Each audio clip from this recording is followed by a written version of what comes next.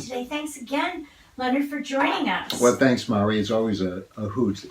Pleasure to get together with you. It is. So, Valentine's Day is coming up. That's a time for love. So let's talk a little bit about it. This is romantic time and love time and conflict time for people. Well, it's like it's kind of like a two-edged sword.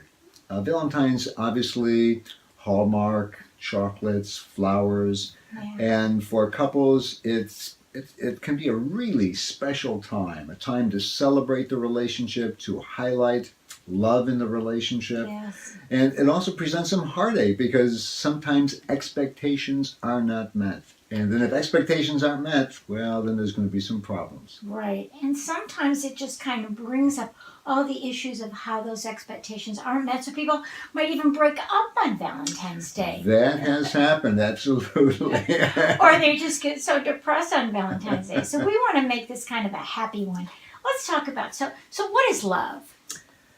Love. Now, we could spend hours talking about love. Right. I mean, we've got all kinds of different type of love, as we Yeah. know. There's physical love, there's friendship love, there's love about intimacy. Really, love is about, I always tell couples that my goal is to help them get on drugs. Because when they're in love, the chemical factory is producing. Yes. We produce testosterone, oxytocin, serotonin, dopamine. And so when we're in love, the chemical factory in our brain is just producing all these feel-good chemicals. Yeah. And so people feel in love. That's why I always think some people say I'm madly in love because these chemicals are just kind of floating through their brains. Right. And people who are not in a relationship, sometimes they just feel that way with their animals, their pets. When I'm cuddling with my Jupiter, the golden retriever. Oxytocin. I feel so warm and yummy. And Mm-hmm. you have that whole body feeling of just connecting, right? Exactly right. And I heard that with dogs, when they're gazing at you, that's stimulating the oxytocin. I'm sure with your Yeah. dogs, when they're looking at you, you feel this warmth, Yeah. and that's probably creating oxytocin in the dogs as well. Right. I haven't read any studies about it, but Yeah. wouldn't surprise me. Absolutely. And their tails start wagging, their eyes brighten. So, there is nothing, well, as you always say, there's nothing more important than love, and love is the only thing worth fighting for, right? So true. Yeah. Mm-hmm. So how is it different from romance? Romance often tends to be an infatuation. So, romance is there's an infatuation. I fall in love with a partner, a man falling in love with a woman and a man, or the same genders these days.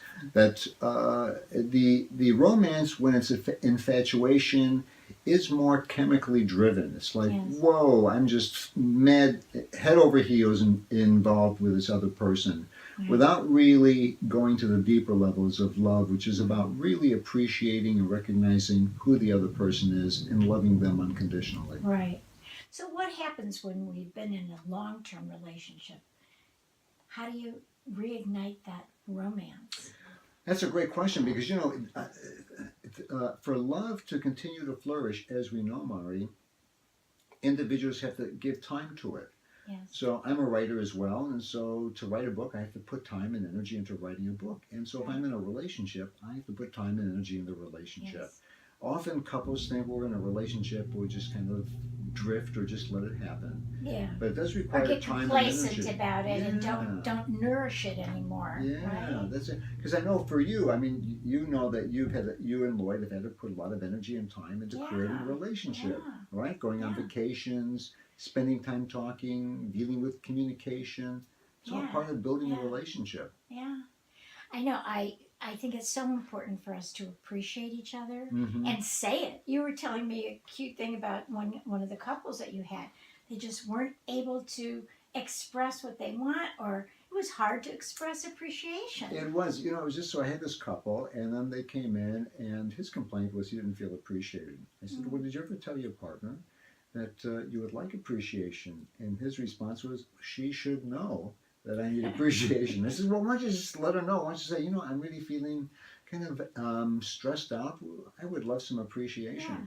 and he felt awkward about it. But I mean, if she doesn't know that he needs appreciation, how is she going to know to give him appreciation? How do you get your needs met, right? Exactly, because that's one of the big problems I've noticed in relationships. I'm sure you have as well. Is that if a couple doesn't express their needs clearly, they're not going to get their needs met. Right. Often we expect our partner to fulfill our needs. Yes. And that's a real challenge for couples, to be clear. What do we need? What do I need? And then to state it clearly. Yes.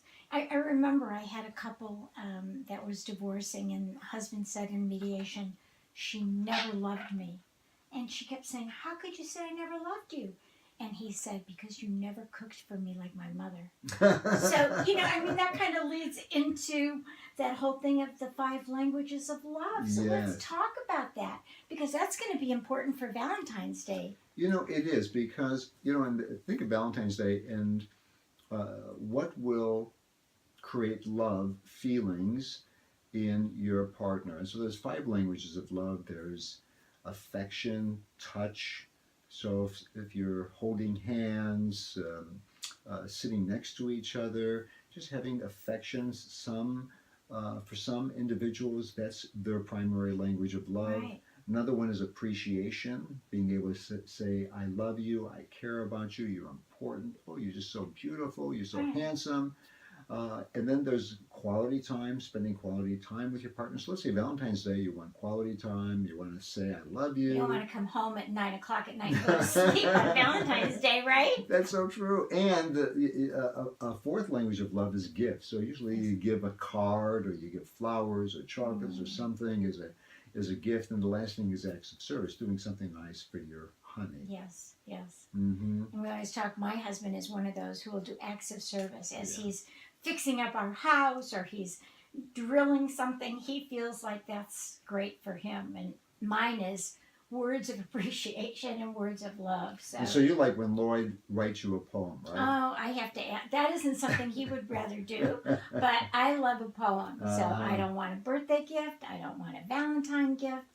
I want a poem or a letter. It doesn't have to rhyme, but he does make it rhyme. And I've read some of Lloyd's poems, and they're very wonderful poems. I know. They're humorous and very loving at the same time. Yeah.